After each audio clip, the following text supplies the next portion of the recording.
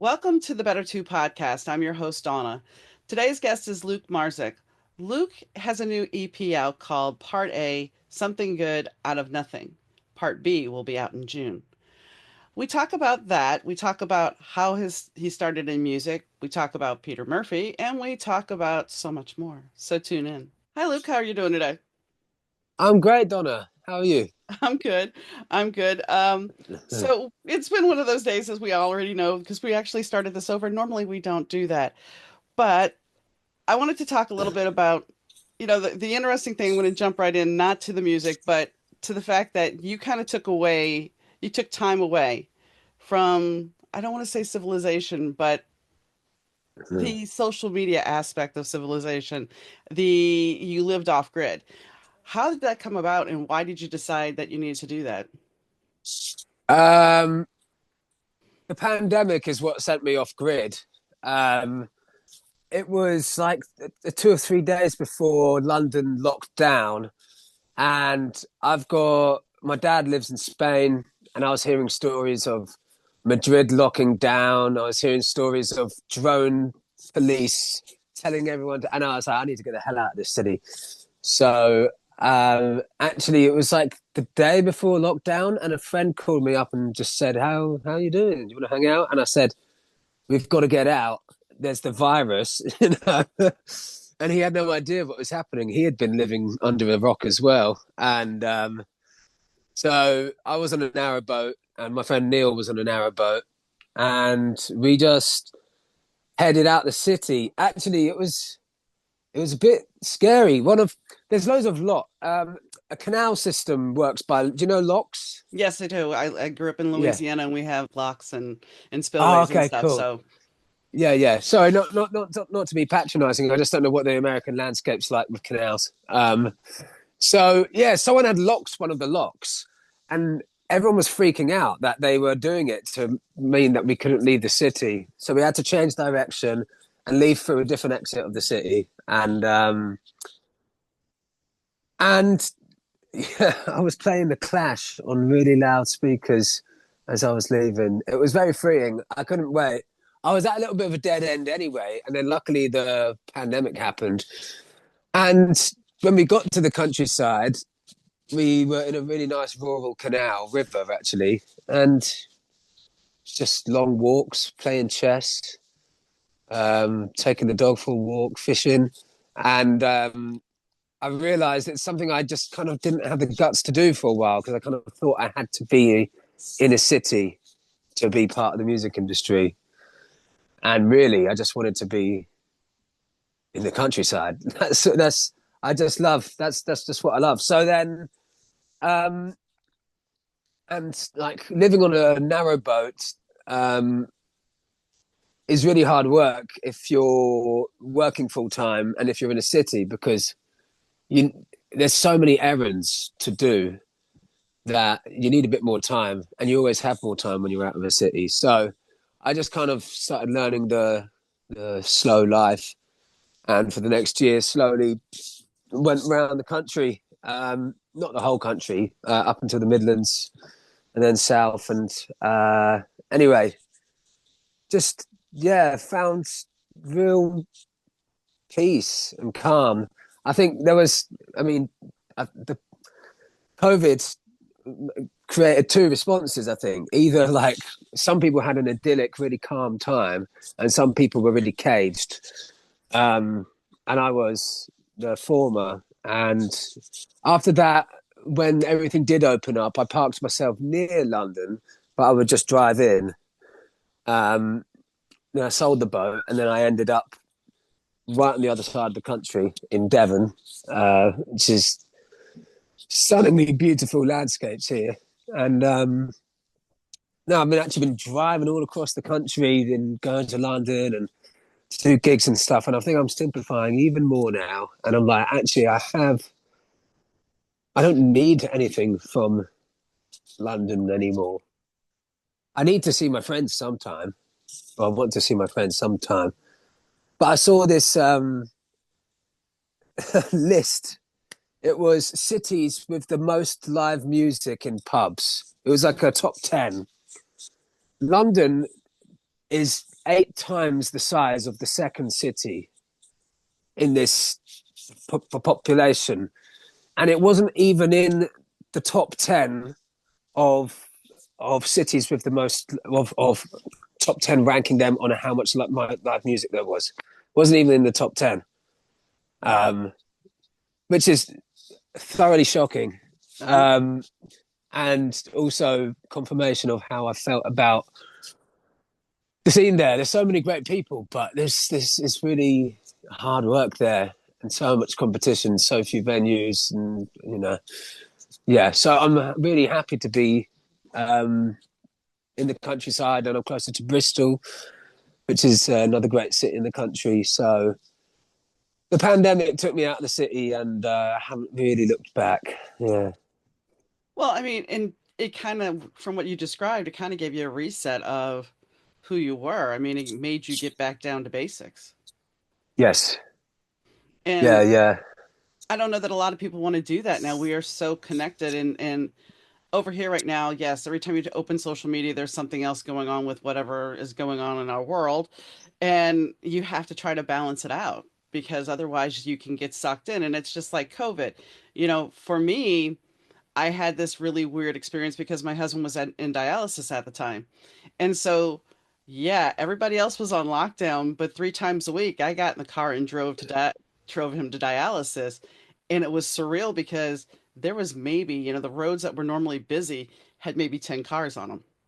So it was kind of like, it felt like, the day after tomorrow or something that Yeah. everything was kind of at a standstill, except here I have special dispensation to go do this. And it was weird. I mean, people went to the store still and whatnot, but it was strange. And back then, every time you turned on the news, it was about death, always about Mm. death. So I think one of the things, the good thing about being able to step away is you're not having that shoved in your face constantly. You get to detach and actually live life without so much fear. Yeah.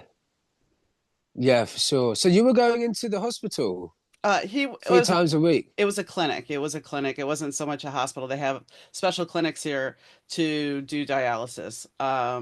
Other treatments like chemo and whatnot, yeah, you can go to a hospital and get that done. But they have a special wing that's devoted to that. So, Okay. so yeah, it's a different kind of system. Some people would go to the hospital, but most people they have dialysis clinics over here.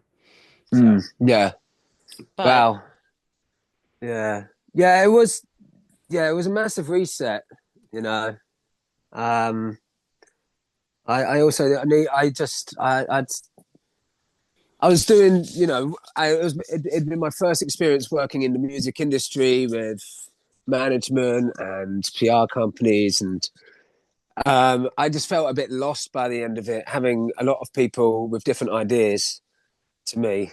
And I don't think I had chosen a team that was based on shared values as much, which created clashes and meant that I was like going in directions that didn't feel right to me, or just being surrounded by personalities that weren't right to me. Like where I am now, I'm with like such calm country people, and yeah, um, so like I I can't, I put away my studio equipment. I didn't touch a microphone or a computer for quite a long time, and I just thought I need to give this a break. This trying to be industrious, and maybe one day I will. Maybe one day I might start producing again, but I want that day to happen when I don't even think about it and it just comes from my body again. Um, and that day came about 2 years ago, and without realizing, I set up my studio again and I started recording. And then about 4 hours later, I was like, "Oh fucking hell!" 4 years later, here we are. It's actually happened. Or 3 years later, but yeah. So yeah, it was really good, and I had to do lots of life things. I got some other jobs. I worked in the film industry for a while, which is really exciting, and I learned lots of skills there. I've learned I've worked with builders and stuff since, because yeah, I realized I didn't have enough skills, and you never know what's going to happen in the future, but it'd be pretty important to know how to build things. For me, that's how I see the way things might go. So yeah, I learned lots of good things, connected with lots of old friends who weren't in my music world, just like good old friends, and which has given me such more inspiration in life. And yeah, yeah, Well, that's the one thing too. I mean, by taking that step back, reconnecting with old friends, learning trades, it makes you more diverse. You can look at your songwriting and take those experiences and add them in. It's not so much this is my life, this is all I can write about. You now experience other things and therefore it opens you up. I mean, me as a writer, it's the same thing. If I look at other people's stories and I look at other things, it makes me more of a well-rounded writer than just focusing on the narrow part of my life. sure, yeah. And it was really interesting working with carpenters and stuff. Um, and I actually really liked the work. And I was thinking at times, could this be a direction for me? And after a while, I was like, wait, you guys are being paid to build tables or to build walls, but I, and that's your expertise. I was like, I already have one. I know how to produce and make songs and make music and, build songs. So I don't know. I've felt a lot of kind of really banal parallels, but making sure you have your toolkit well organized, um, which is good. So then, like, I got all my instruments which had been not been fixed and maintained. I got them all serviced and went down to some fundamentals practice and just um, yeah, But yeah, but here's the thing, you're talking about building things. I know you know who Harrison Ford is because yeah, all right. So Harrison Ford, when he was a struggling actor, used to build furniture. yeah, right, yeah. I So heard that. this is always something, if you can't produce something or if you need something fixed, you get to fix it yourself. If you need some quick cash or something, maybe not quick, you can always do that Yeah, to help exactly. get you along. And I really enjoy it. I mean, producing, especially, actually, like doing fundamentals practice or writing, um, it can be totally flow state, chilled out, whatever. But at times it can be really taxing, and you have to think quite a lot, especially when you're like arranging songs and mixing and things like that. Whereas um, doing hard labor, like I was doing landscaping, just digging holes and carrying sand and stuff. That feeling of tiredness, and then looking at what you've physically created in that day, was just a really nice feeling. And being able to hang out with my bros after work and have some tins, and you just feel good. You're in good company, and you've had a good hard day's work in the sun, and then you can drink some beers. It was like real simple pleasures Mhm. in life. And like I'm currently building. Currently we put the planning application to build a studio in a friend's woodland, and so we were doing lots of prep the last couple of months, building wood stores, building tool workshops and stuff. And I just love that rhythm when you can. Like the last couple of weeks, I've actually just been practicing my live set loads. But for the first couple of months of the years, I was just with my best mate, and we were building all day. And then in the evening, you have some dinner and a glass of wine, and then make music. And it was in the way that music should be made, which is like just totally like folk, relaxing thing. We've been working all day, and now we can entertain ourselves and share our feelings with music. Um, so I really do like graft, as they call it, hard work now and again, and it keeps you fit. Um, It keeps and you now, humble. yeah, in it, I've got a friend who's a chef, and someone said, "Oh, that's a humble trade." chefs, carpenters. Yeah, not musicians. Musicians, bit of It egos. depends. It They depends. can, I they mean, can be. Yeah, yeah. yeah, I mean, the thing is, yeah. most creatives can get an ego, and I think that comes with the fact that in a lot of cases, the creative was looked at as musician, actor, or whatever, as, oh, you have this dream. Ha ha. You think you're going to Mm. make it. Ha ha. And then when you make it, it's kind of like, fuck you. Go ahead. I'm out of here.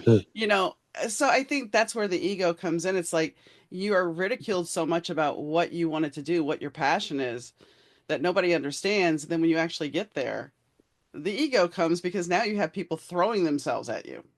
Mm. Yeah, yeah. I can see that, especially if someone finally does prove to their boss or their teacher that they could finally do it. Hmm. Yeah, pride. Um, yeah. So yeah, it's nice, and it's nice to be with normal people and see. I just hate that word, but as in not in creative circles Hmm.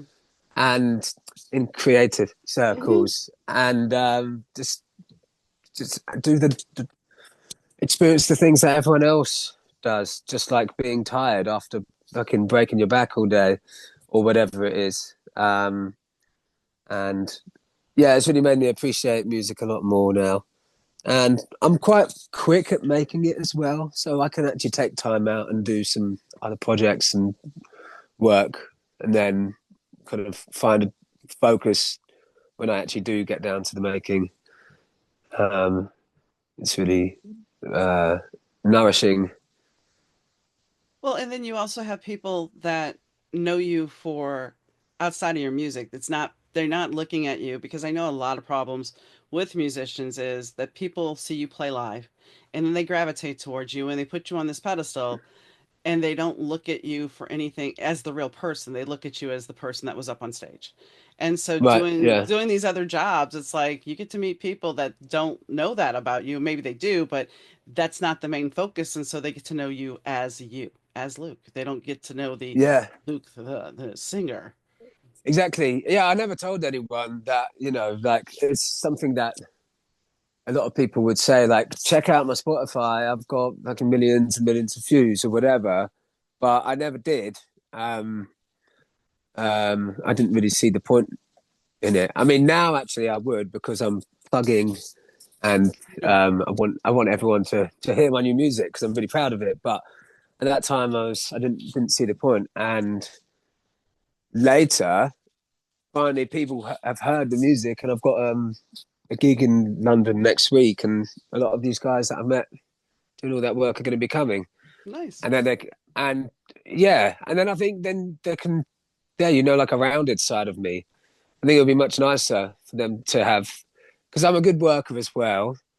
So long as I am with good company, I don't do very well with bad leaders. Um, but generally, I'm a very good worker, I think. So it would be nice to show them what a big part of my life is that they never saw. Um, yeah. One thing that that Ray mentioned to me is, and you're not the first person that has a friend, their dad has a friend who is somebody who is in the music industry, because I actually interviewed somebody named Nate Merchant, who his dad's a TV movie producer, and he produced like Zombieland, or not Zombieland, Z Nation, excuse me, Z Nation, Okay. and he worked with John Taylor from Duran Duran. So Nate ended up getting to work with John Taylor, but the funny thing was, when John first met Nate, Nate was like 8 years old. He had no concept. So, to where your story is, your dad's friends with Peter Murphy, and Peter Murphy kind of told Ray, hey, you need to check him out. So, what's it like to have Peter Murphy, who is kind of an icon, as your dad's friend? I mean, was that something that he kind of nudged you along and gave you advice, or was this something that was totally far removed on?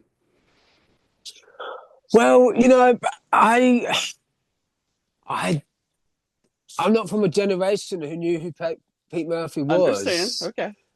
And if you're seeing this, Pete, I'm sure you understand. But like, I had to check him out. Hmm. and ask around from my older friends, and they're like, yeah, fucking Barhouse, big deal. And like he's on some really big concert tours this year, I think, as well. He did some big collaborations. So him and my dad go really far back. They went to high school together and art school. But they haven't been in each other's lives. They once in a blue moon, I think they'll catch up or something.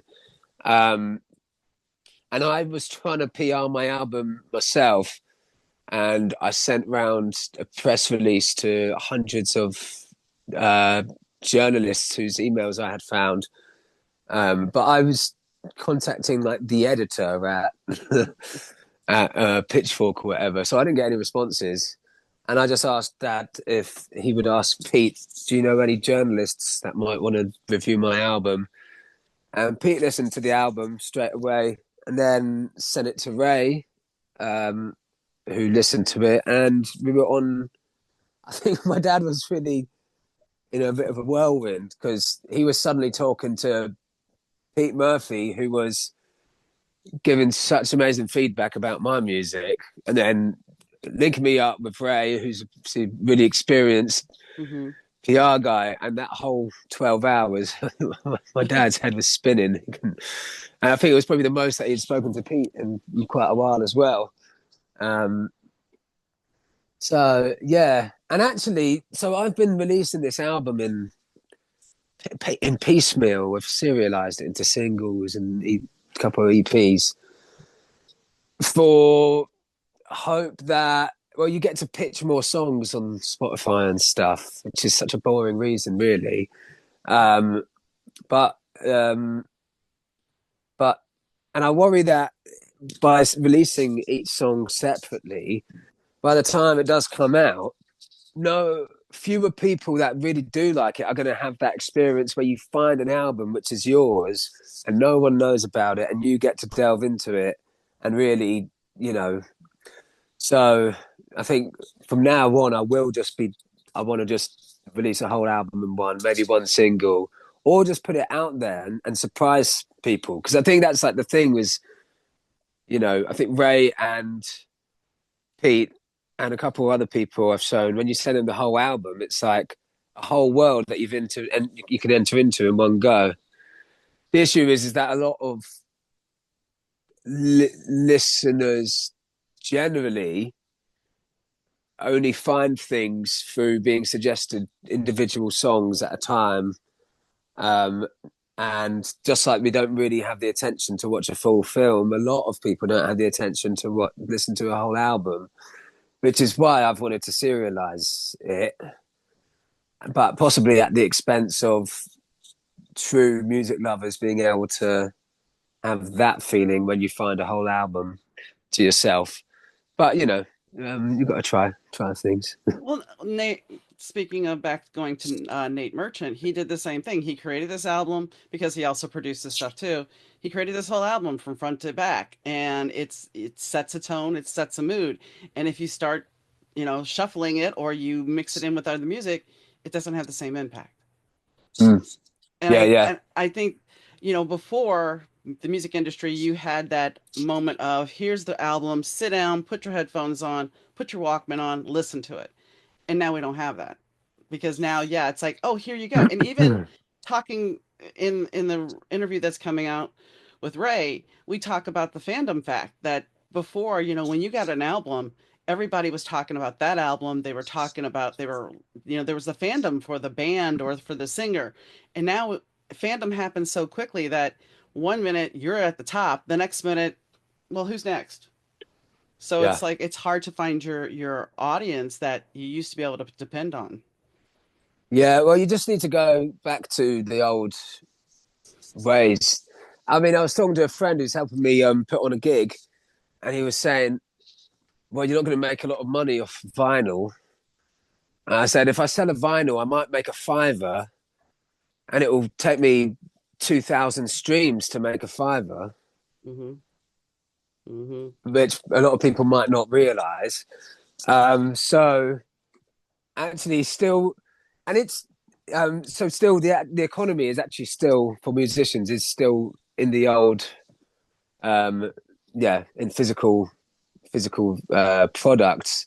It's just fewer people buy them, but yeah, if I sold 1,000 vinyls and made £5, that would be, you know, 1.5 million listeners.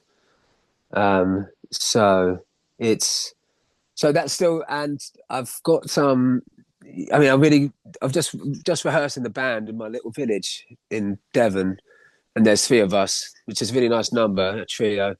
Um, but yeah, we're just scheming up some interesting ways to try and to take the music to the people in an old way rather than, I don't know, doing. I just want to set up in parks and play to people with a fucking really big sound system and wait till we get shifted off. Um, I don't know, and try and sell. You know the funny, and try and sell T-shirts, and it's like you spend a year making an album and all the money and your craft and your expertise, and you'll make more money off a fucking T-shirt. But True, anyway, true. it's just the way. But it's just so weird because I don't know if music fans realize how misguided they value things with their wallet. If you're more likely to buy a T-shirt than buy the song on Bandcamp, it's like you just haven't thought about it because you love the music. That's why you're buying the T-shirt. Why have you not actually bought the record? Um, yeah, It's a couple of things I'm sure they would tell you. Number one, well, it's a matter of storage. Then I have all this vinyl that's around. I have all my vinyl from the 80s. Okay, that's beside the point. But you know, I still have my vinyl. I respect my vinyl.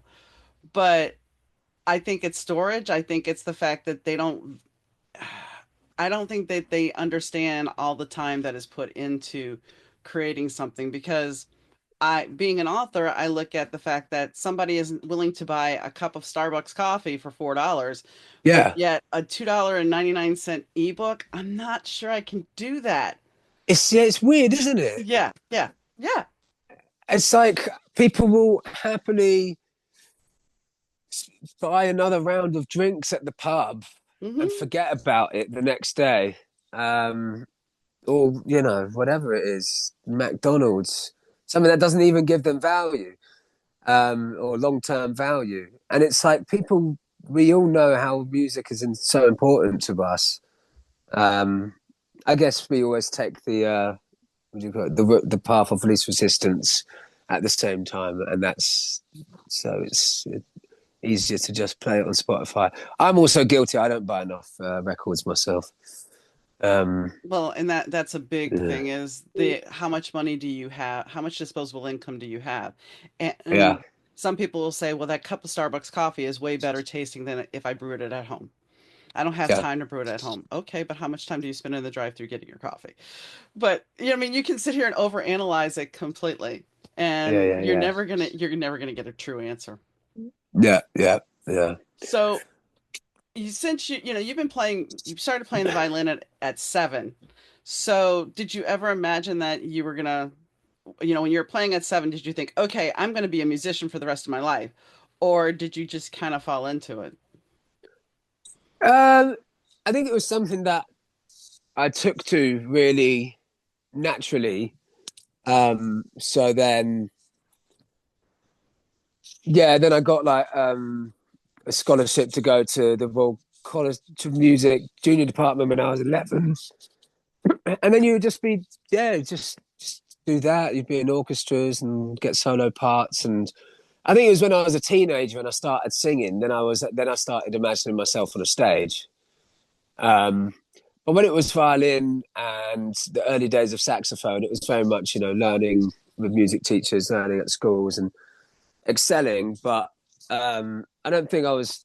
No, I didn't. Yeah, I always thought I was going to be a banker or something when I was 10 or 11. It was in the boom years, and I was like, I'm going to make loads of money like everyone else. And instead, I decided not to do that. So yeah, I think when I started, like one of the later things I learned was piano and to sing on my own. think my mum bought me some Coldplay piano books and Elton John play at home stuff. Um, and then I just started learning the music I was listening to. Um, yeah, but it still wasn't really so much of a question because my whole life and free time was always doing music. I was always practicing or after school or in lunchtime doing choirs and barbershop quartets and jazz bands and symphony orchestras and gigs on the weekend when I was 15 and school on the Saturday. So I um I didn't really ever change. I just continued to spend all my time on music. And it's only now in my later in this part of my life where I'm actually trying to think of how I can make it give me some financial return. But Yes. the rest of my life, it's just something I always just did without really questioning. And I would always, I went to university to study philosophy, but the first thing I did was audition for the university jazz big band. Um, and I spent most of my time in the music department anyway. Um, so yeah, it's not really something I chose. It's just something I did, I think. It's part of you. It seems like it's part of you. I mean, if you always end up going gravitating back toward that, it's part of your passion. It's part of who you are. Yeah, yeah, yeah. And now it's just taking it seriously finally. Um, and taking myself a bit seriously with it, I think. Not too seriously, but like you need to, believing in yourself. Yeah. This is true. So the record is part A, Something Good Out of Nothing. And the song Out of My Mind, I Can't Get You Out of My Mind is very much an Amy Winehouse feel to it, Yeah. which is great. I mean, but here's the thing, that song is very different from the other songs on the record. And it's Hmm. very different from the other songs that you've done in the past. So what inspired this kind of angsty, sultry song? Or like, wait, let me put it to you this way. I really like what Riff Magazine had to say. The passion and honesty in Luke Marzark's voice makes me want to talk to whoever heard him. It's so raw. It carries a yearning that doesn't exist in a lot of music anymore. So Yeah. I thought that was funny. Somebody wants to talk who hurt you. They'd like to listen. Yeah. Well, we all get hurt. Yeah, I know. Um, yeah, I've thought about that, and I often think introspection. That whole type of therapy of like trying to go back through your really shitty memory of your life, as in like mistake. We don't have a very good memory of what really happened when you were 7. But I kind of think that um, kids, like infants, are in like a little blissful world, unless you're in a really traumatic world. Generally, kids are like just in this happy little bubble world until like they get to around 6 or 7 and they start to develop the next level of awareness. And I think anything can hurt us. I don't know if I don't think I was any more or less hurt than anyone else.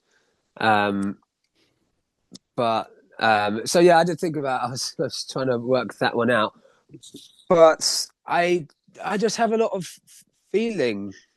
Oh, I have well, a lot of feeling with music, and I think the music I love has often had a yearning in the voices. I mean, I guess Bob Marley is who I learnt off, and he really yearns, and there's a pain in his voice. So I just kind of that's where I kind of learnt to sing at the back of my throat, learning his songs until I found my own thing. Um, and um, I think I probably know what what hurt me most as a child, but it's not something I'll talk about now oh anyway. no, I didn't really mean to get in that. It made me laugh because here's this person reviewing the record saying, who hurt him? And it just, you don't really hear that often in a review. Yeah, yeah, yeah. But no, But I yeah. understand. I think it's interesting that your song, I mean, you have the song Feel, and that's about a lot of feelings, but it's a lot more emotional depth. It's not so much that rawness of the Amy Winehouse take on the song. On I Can't Get Yeah. You Out of My Mind. So that's why it's like, where did all of a sudden did you just have this epiphany that I need to pay homage? I did, I didn't think. I mean, other people heard the Amy Winehouse thing. The song didn't have much of an Amy Winehouse thing to start with. Um, I think the thing that makes it Amy Winehouse is the baritone sax Yes. and the horn stabs, Mm-hmm. which which is an Amy Winehouse thing, but is just kind of like a A jazz big thing. band jazz thing anyway. And I was at a point in the production where I wanted to just give it a bit more definition and punch. And I just started playing the sax and did that. And um, it was influenced by the same thing that influenced whoever produced Amy's second record. What was he? Mark Ronson. Yeah. I mean, but yeah. I think it's a bit derivative to say it's Amy Oh, Winehouse, and but a lot of people. I did not mean Oh any no, not insult. you. No, not you. Not you. Not you. Not you. Just a lot of people have been saying it, and it's like, yeah, I know Amy Winehouse exists, and I love her music, but I wasn't thinking about that at the time. I was just wanting to. I've just been enjoying. I was just enjoying adding lots of horns to things. Really, the song started kind of more as an electronic production. Really, it starts with these really swirling, Mm-hmm. arpeggiated synths, and it kind of had more of that, and I had chopped loads of drums as well. So it was only till much later that it clicked. Often it happens that your song is, and then you just add one layer, and it completely changes the balance of things. So if you take out the horns, um, it would probably sound a lot more. If you take out the horns and put electronic instead of live drums, then it would sound a lot like my other productions. But I was just lucky enough to be living directly next door to a professional drummer um, who I was actually drumming on the record at first, and I was kind of making loops because I'm not good enough to hold down a tempo for 5 minutes. And he said, "Do you want me to do it? I can actually play." Um, so yeah, but I think, and that song was also written with this friend of mine, Theo Batchelor, who I've wrote another song off the record with, and he knows me very well. And we've, in lockdown, we spent a lot of time on my boat, and I'd jam out on the piano and just let rip. And we were writing together, and he was singing in my style, or he was offering ideas that I think he knew would work well for my voice. So I think he also heard something in me and suggested a lot of those melodies. Um, and I do have that husky, bluesy voice, and it's nice to get closer to the real spice, which is like jazz and blues and soul, which is what I really love. So at some point in the future, I would really just like to cover some of the American songbook stuff, um, and really get back to yeah um, the old school R&B stuff. It's just so fun to play and sing that kind of stuff. So yeah, I think I've been accessing a side of that in this record, and more so is what I've been really loving. And now that I'm rehearsing the live band, it's really starting to all come out of its shell a lot more and get closer to the R&B thing. And I meant nothing bad. I know you. I love that song. I really did. I've listened to it several times. I think it's a great song. And to be fair, I don't listen to Amy Winehouse on a regular basis.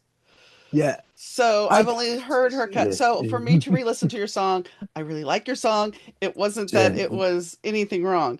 I also, Yeah. I Yeah. listened to a diverse batch of your music because, you know, you reminded me a little bit of this older artist called James Angel. He was in the early 2000s. He was an indie.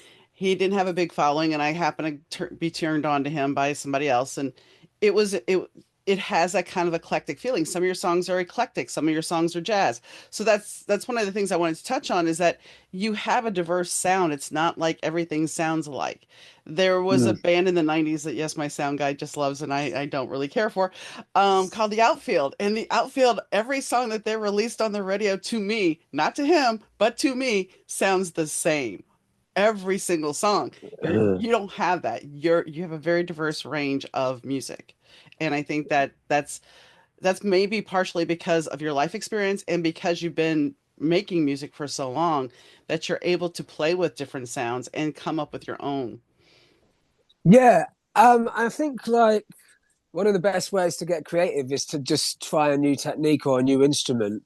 So my first EP I'd never produced before, and I gave myself a 2 month deadline. So it's all very spacious, and I just used like the four instruments or whatever that I had, and it was my first experience ever producing on my own. So it had that sound, and then I released that an EP called Regrets and Resolutions, which Feel is on that one. And I had just discovered that you could reverse a cymbal sound Okay. um, to. I was just discovering like some techniques of how to make atmospheric sounds, basically. So that kind of, and I was doing a lot of found sound. I'd just take my phone and record sounds in places and put some of them in. Um, and so then just like a couple of those instruments or techniques then kind of define that sound. And sometimes it's like, oh, what would work here? Well, I could put loads of psychedelic kind of soundscape thing. Oh, that works. Cool. Well, I'll do that on the other one as well. And then you get this. And then on this album, I just wanted to use real instruments. And I was even talking to a friend recently. I just got a guitar, and I said, I don't know what amp to get. He said, oh, well, there's loads of plugins on the computer. And I said, well, I don't want to use. That's too many decisions to make. Then it's like, which plugin do I use and which knobs do I turn? So I just like to set my instruments at the start. So I just had my piano, my keyboard, my Prophet synthesizer, my bass, my sax, and a drum kit, and this sampling piece of hardware. So I just use those, and then you get a really cohesive sound as well, because you just choose your materials. That was a nice thing doing in work in the film industry. I was working with plants, so like doing like indoor jungles, jungle sets, and things like this. So you'd go to the greenhouse and you'd have to choose the plants to put on the set. But the better you spend on choosing the plant, the better plant you choose, the easier it is to dress because then you can just plonk it anywhere and it just looks good. So make a nice patch on my synth and buy a half decent piano and have a nice bass guitar and well then all of those things sound good. So that's half the work done. Like so yeah, and like right now I just got my my Stratocaster guitar. Nice. Nice. Um, and I've been writing on that with a friend as well. And so now, and I'm really excited about using that instrument. So there's going to be guitar on my next record as well. Um, and I'm back at my studio with the drum kit. Hmm. Um, and I'm rehearsing the live band now. So I think the next album will be recorded live with a trio.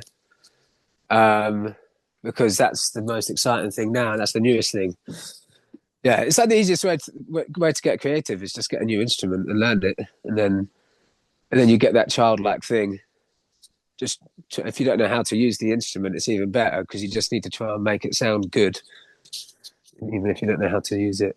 And Well, so one thing when I was reading up on you, it talked about how the place where you feel the happiest is when you're on stage because it seems like everything just for you it all comes together.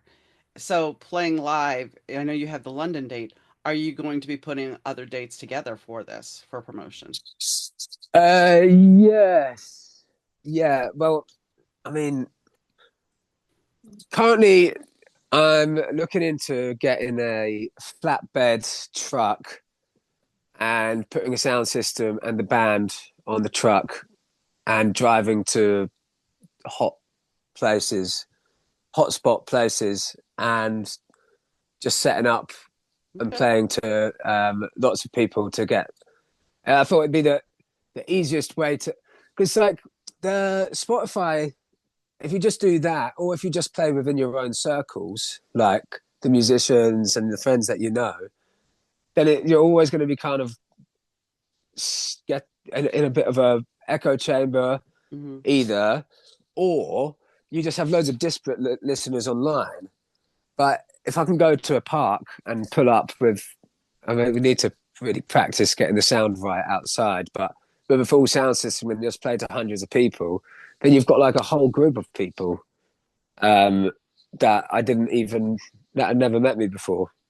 So, and I think it would be really fun. We just, when we're free on a Saturday, just rent the van and drive to the next city and do that. That's what I haven't told the guys yet, but that's what I want to be doing. I've got like an album launch party in June in London and in Devon that I've just booked in the dates. But apart from that, I want to try some cool ways to, it's summer now in the Northern Hemisphere. So I've got 5, 6 months of good weather to be able to take the music outside. And I've missed the chance to be on festivals this year. It's a bit too late. Well, I do. So, I do yeah. have to ask this since we talked about your studio about that. Are you gonna have? I mean, I know over here most likely you'd have to pull a permit, or you're gonna pull a Beatles thing where you just show up and then take off if things get crazy. Yeah, I think the idea is not to have a permit and to Just do it. just do it. Yeah. And if there's any conflict, then that's always worked well on TV. So I nah, I mean, mean, no, I but get it. also it's only a civil offence. It's not criminal. Right. Anything you do like that, it's a civil issue. And one of the things they could get you for would be the breach of peace. But if it's peaceful, then I don't think they can get you on that. They could get you for obstructing a space, so you just choose a good space. So I think know your civil law Mm-hmm. and don't do anything stupid. And just it's just basically busking, but drive around so you can hit loads of places. That's the idea that I've been chatting with a couple of friends that we want to get off the ground. But I just need to rehearse the band so that we're super tight first. So in about a month and a half, I think we'll get on the road. Well, that's the best PR because if people look, go on social media and video you and word of Yeah, mouth, that's it. yeah. That's it. Yeah, that's what we'll do. I've said it on a podcast now, so it has to happen. You Now, know, yes, now it's good. Now it's set in stone. is it? That's set in stone. Yeah. So, is there anything that we haven't talked about that you want to add? Um. Well, of course, that my so something good out of nothing. Part A is the first half of my full length album, so that's out now. And in the next month is the next lead single for the second half of the record. Um, have you heard the second half of the record? No, no, I Oh, haven't. okay. Yeah, so like the reason the Amy Winehouse song was at the first one because it packs a punch, so I thought it should go first. But the second half of the record has got a lot more of that energy in it. So if you do like I Can't Get You Out of My Mind, then the second half has got a lot more where that came from. Um, big big sound, lots of energy, um, and yeah. And when is that full one dropping? Full one's dropping It's the last week of June, and I just realised the date put it for is Glastonbury Festival happens that week. So I don't know if it's a good time to do it that week. I might do it a week later. But basically, end of June, early July, the full album will be out, and there's a single coming out the last Wednesday of April as well. Okay. Well, thank you for coming on, Luke. Well, thanks, Donna. So Luke's experience during lockdown was something that, I think in a way I'm kind of envious of because if we actually stepped away from technology, which, yeah, I wouldn't be able to do this, and I don't want to, I like doing what I do. But if we actually stepped away from our phones and tried to retrain our brains so we weren't constantly bombarded, and our attention span was there to watch a movie, because he's talking about watching a movie, and the fact of the matter is I watched Venom this week in The Last Dance, and I found myself on my phone, and it's a bad habit because why do I need to be on my phone at the same time I'm watching a movie? I'm supposed to be focusing, and I know what's going on in the movie, but then I'm like, well, the movie wasn't that great. Is it the fact that the movie wasn't that great, or is it the fact that I was distracted through most of the movie? That's something that we really have to stop and think about, because it's like, are we really focusing and being mindful of what we're doing? To be able to step away and just play chess or just take walks and pay attention to what's around us. I think that's a gift, and it's also something that can give us inspiration, because by being able to step away from the fear and the doom and the gloom that is constantly coming at us via the phone, via the TV, we can actually look at the bigger picture. You know, it's funny because, and I've talked about this before with somebody, my friend, she loves listening to murder podcasts. I'm on the phone with her last night and we had a great conversation, but in the background, she was watching that. And I knew she was watching that, and that was okay. But, and I'm guilty of being on the phone and doing other things as well. So, how do we kind of reel ourselves back in so we are not so distracted? I mean, we don't have the focus we used to. So what Luke did by kind of being in off the grid and being in nature, even though he was forced to do this, it kind of it kind of gives you a reset, which then resets your creativity. It resets a lot of things about you. You kind of can get to the core of who you are. And I find myself, if I wake up in the middle of the night and I grab my phone, and it's like we have to find a way not to do that. And what does this have to do with Luke? I just think that it's a big picture of how you can reestablish your creativity and reestablish connections. Even the fact that he was talking about, he went, while he was studied philosophy, he still had music always there. But then stepping away and working for a production studio and working, as a carpenter, those things take you out of your normal habitat. They take you away from that whole focus of I got to create, I got to write music, I got to do this, this, and this, where you're actually experiencing an expansion of your mind because you're allowing yourself to look at a bigger picture. And that can be very important because there's a couple of lessons here. As we discussed on the podcast, the fact that people see him for the person he is there and not for the guy that's up on stage. And so it kind of gives you a balance and it allows you to meet people and allows people to see you for who you are and not go, "Oh my gosh, it's more about just you get to be you. You don't have to put up the walls. You don't have to wonder what people want from me because gee, they actually know me for me." And I think that's a gift. And it also allows you to hear other people's stories and hear other people's trials and tribulations and even their joy. And that can offer inspiration in music and in life in general, because you can look at somebody else's what they're gone through and then say, well, if they made it through, I can make it through because that was a lot worse than what I'm going through. Or, it can allow you to persevere. That's what I'm getting at. It allows you to persevere and have hope. And hope sometimes is not always an easy thing, especially when you're going through something. But I digress. Um, I thank Luke for coming on the show and for sharing his story. And I think that he's an up and coming artist and he's going to keep doing this because music seems to be his passion. And pulling up in a truck and playing music for people, it may be a risk. It may end up giving him a civil offense. Then again, it may not. But it's worth the risk sometimes. And it may lead to a great story and it may brighten somebody else's day. And I think that's what's important is trying to provide joy for other people in this world where sometimes there's not that much joy and there's a lot of fear. But we have to find ways to keep going. So, on that note, I'd like to thank Luke for coming on. I'd like to thank Rich Sy from Third Ear Audio for doing the audio production. I'd like to thank Fast Susie for the intro and outro music. And most importantly, I'd like to thank you guys for tuning in. No matter when you're listening, it does mean a lot. If it's morning, noon, or night, I wish you the best. And I'll catch you next time, guys. Bye.